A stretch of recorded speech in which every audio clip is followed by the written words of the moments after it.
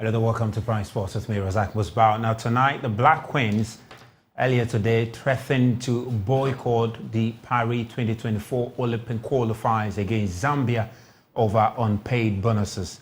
Now, what we understand is the Ministry of Youth and Sports has since moved in action to address this very situation.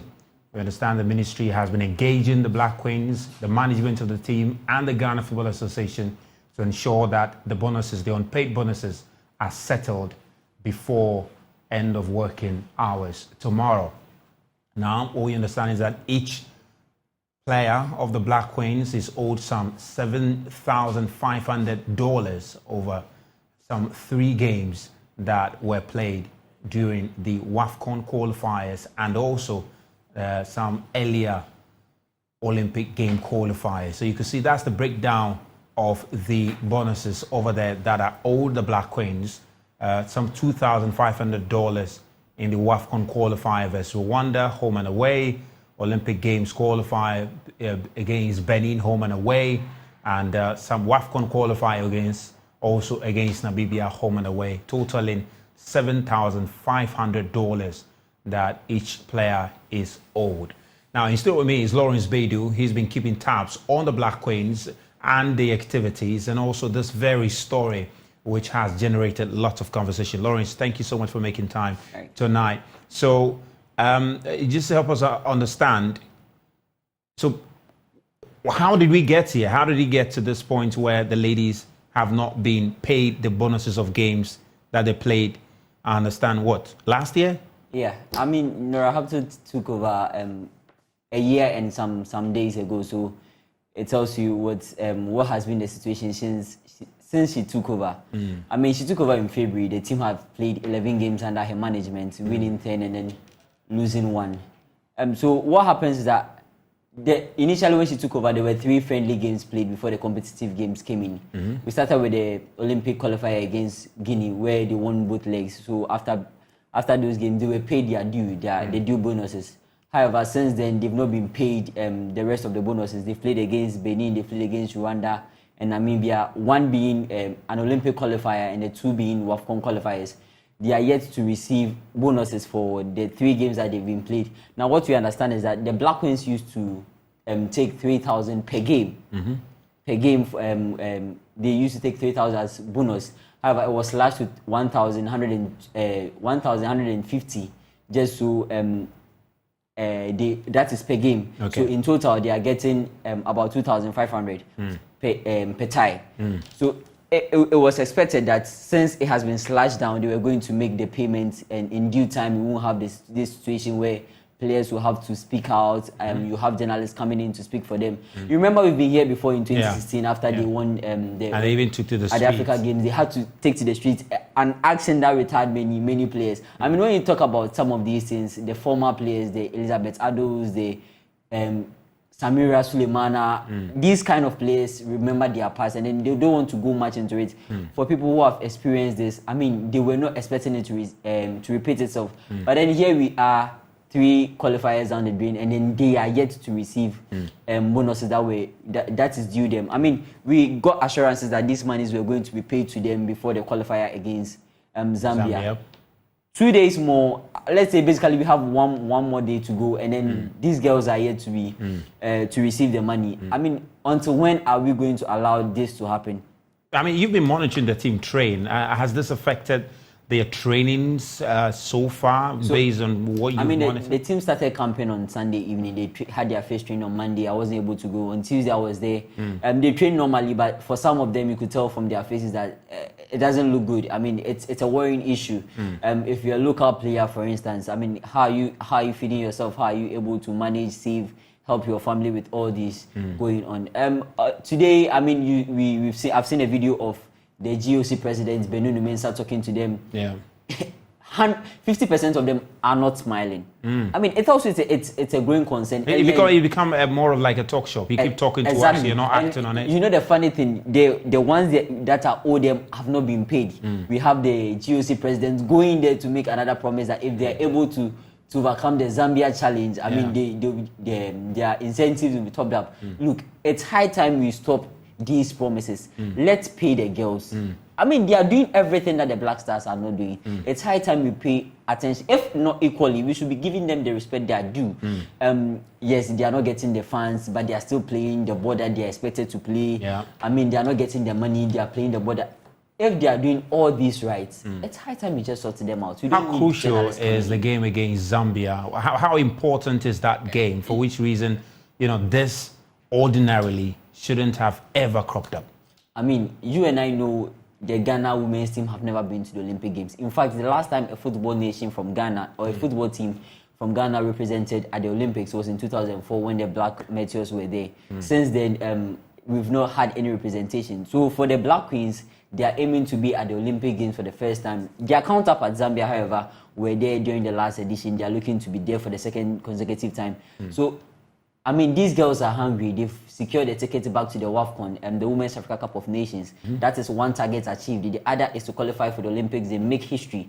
And we allow these things to unsettle them. I mean, it doesn't speak so well. It doesn't speak well. You have players who have come into the team, who are looking to do well, who are looking to gel with other players. You look at the reason why someone like Frida AEC will leave England to come and play for Ghana at this crucial point. It tells you there's something at stake. Because for a player that the coach started watching you last season, it's expected that you play some of these qualifiers, the WAFCON qualifiers. But if you are being brought in at this crucial point, it means the game has a huge significance. And we are looking that you will probably have a favorable result when we play Zambia at the Accra Sports Stadium before we travel to Zambia. And if these issues are worrying the girls, they don't have a cool head heading into Friday's game. But what was the latest, though? We understand the ministry has been engaging them. There's been some assurances that their monies will be paid them, or what have you picked up in that regard? Apparently, if reports you are getting is right, the girls had not even been paid their per diems for this camp. So a rep has been there speaking to them that their per diems were ready to be paid after today's training. We are yet to confirm if they have received that. However, regarding the bonuses, we have also been told that before 1 p.m. tomorrow they should receive their bonuses, which I thought it's a bit of good news considering what we've seen today. I mean, there was a Twitter space this morning. A friend of mine held a Twitter space this morning, and then I saw some of the players come on. I saw even the current player Jennifer Kujo come on, but she didn't want to talk. It tells you that these girls are monitoring social media. They are looking at every bit of action that goes on. They want to know the conversation that goes around them, because I mean, it's worrying. It's a bit worrying to have a crucial game like the one against Zambia, and then all people are talking about is money. You remember there was a campaign for these girls to for supporters to come to the Accra Sports Stadium to come and support these girls. Now we've moved away from the campaign to advocating that the girls' money be paid. I mean, these are not issues you want to be facing ahead of a crucial qualifier. That's Lawrence Beidou. He's been keeping tabs on the Black Queens, and we'll keep tabs on them. The game is on Friday. It's free gates at the Accra Sports Stadium, so you can make your way there with the family and have a good time, watch the Black Queens play. But we've got to move away from that and stay on the African Games now, because the $154 million state-of-the-art Boteman Sports Complex has been earmarked to host 7 different sporting disciplines when the games do commence. Ghana is expecting some 5,000 elite athletes and thousands of officials and fans in the country for the competition. My colleague Daniel Cranton visited the place after its commissioning and now reports. Ghana is expecting some 5,000 elite athletes, 3,000 experienced officials, and thousands of fans in the country for the 2023 Africa Games. And this has increased the need for assurances that the available facilities would be ready. The $154 million state-of-the-art Boteman Sports Complex has been earmarked to host 7 different sporting disciplines when the games commence. With the country already boasting of 2 Olympic standard swimming pools at the Legon Stadium and the Trust Sports Emporium, it is a newly constructed aquatic center at the Boteman Sports Complex that will host the swimming events at the games.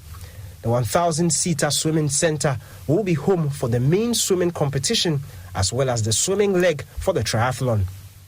The facility, also equipped with a modern-day 8-lane warm-up pool, boasts of all the necessary equipment to host a world-class swimming competition. The 5-court tennis complex will host both the male and female tennis. The complex consists of 4 outdoor courts and a 1,000-seater enclosed center court which roofs the spectators. The center court will host the finals of the tennis events.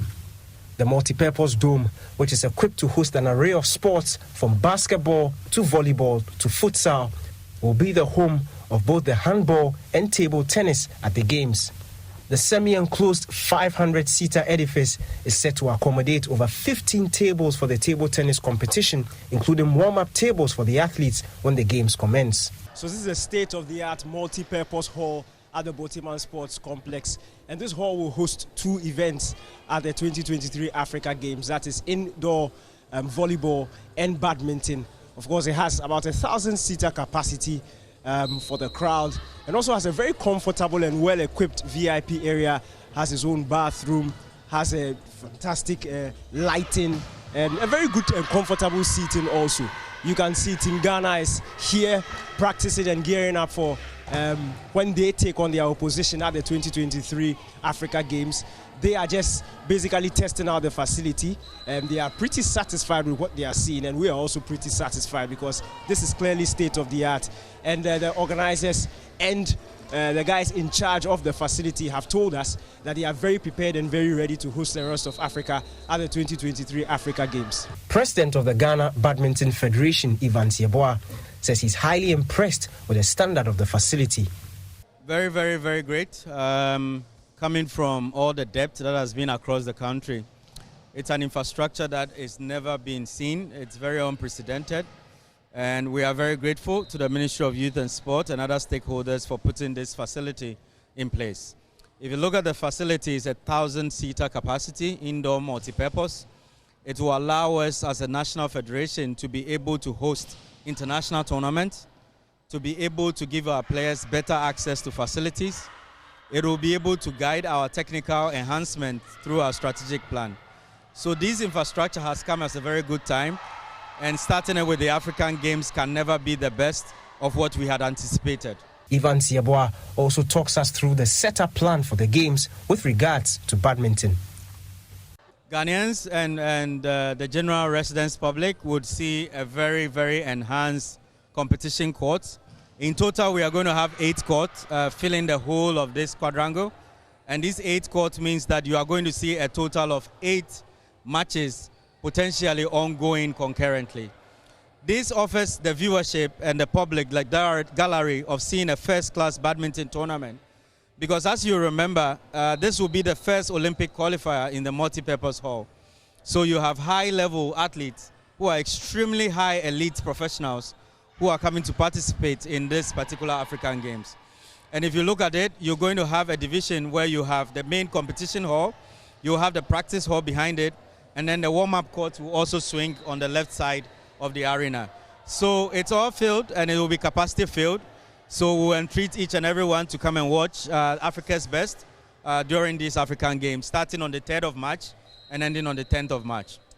It's been a long time coming, but the Botiman Sports Complex is ready to host the rest of Africa at the 2023 Africa Games. In all, 7 sporting disciplines will be hosted here, beginning with badminton, which would start on the 3rd of March. That's just next month.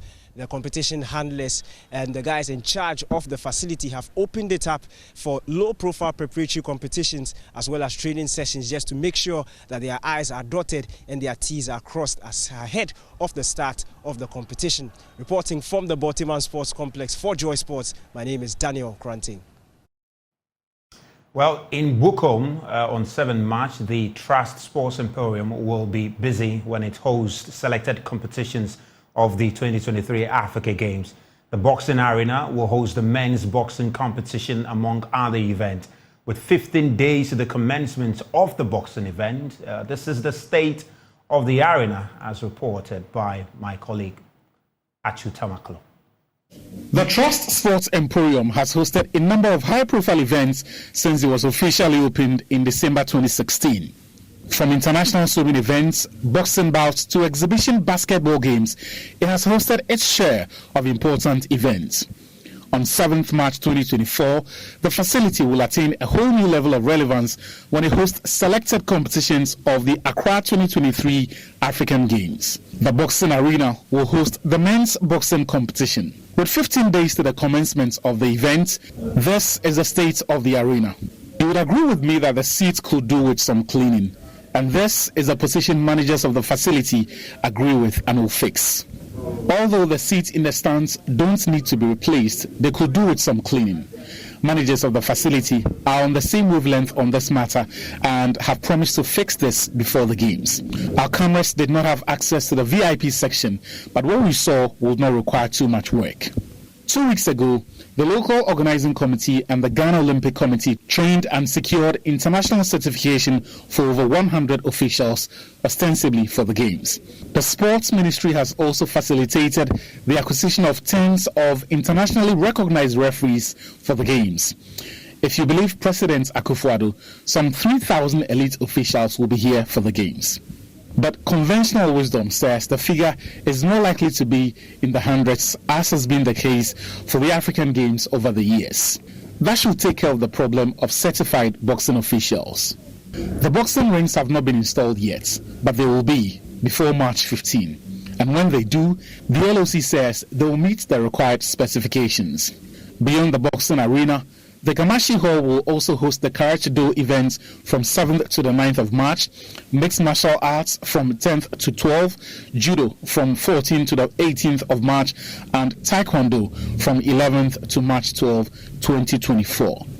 It is perhaps the most well-kept of all the facilities here at the Trust Sports Emporium. The seats still look new 6 years after commissioning, probably because they have not been exposed to dust and are cleaned on a regular basis. The washrooms look well kept and actually smell good, unlike the pungent choking one at the Accra Sports Stadium. Ernest Amete Papo Amati, marketing officer with Trust Sports Emporium, tells Joy Sports the facility will meet specifications. For us at the Emporium, this is something that we have always been ready for. As you might be aware, we've been doing this since 2016. We've been hosting boxing matches since 2016, so this is nothing new to us, except we need to put Ghana in a very positive light, because that's all we have for you on Prime Sports, but there will be more on the Africa Games here on this channel. My name is Razak Musbao, and thank you for being part of it.